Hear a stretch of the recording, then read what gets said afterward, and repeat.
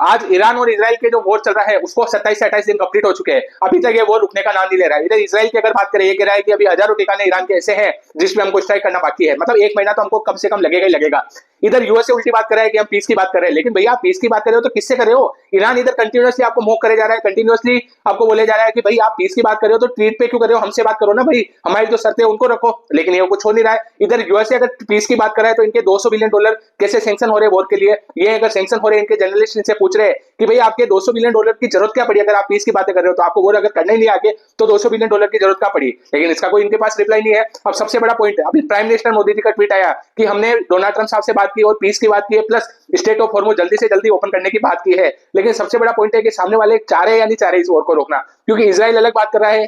USA अलग बात कर रहा है, ईरान अलग बात कर रहा है, लेकिन एक इंडिया इकलौता ऐसा कंट्री है जो इस वॉर को रुकवा सकता है। अब आप कहोगे यार कैसे, क्योंकि इंडिया के जो रिलेशन है, हमेशा इंडिया का एक ही रणनीति रही कि हमको न्यूट्रल बनकर रहना है हर एक कंट्री के साथ, किसी से मतभेद नहीं करना है, किसी से भी लड़ाई नहीं करनी है, हमेशा वासुदेव कुटुंबकम वाला सीन है हमारे लिए, हर एक वर्ल्ड में हर एक कंट्री सब हमारी अच्छी है, मतलब हम किसी के बुरा नहीं चाहते, जब तक सामने वाला हमारा पूरा नहीं करता हो तब तक हम किसी को छेड़ते नहीं, और अगर कोई छेड़ता है तो फिर उसकी खेड़नी। सबसे बड़ा पॉइंट यह है कि इंडिया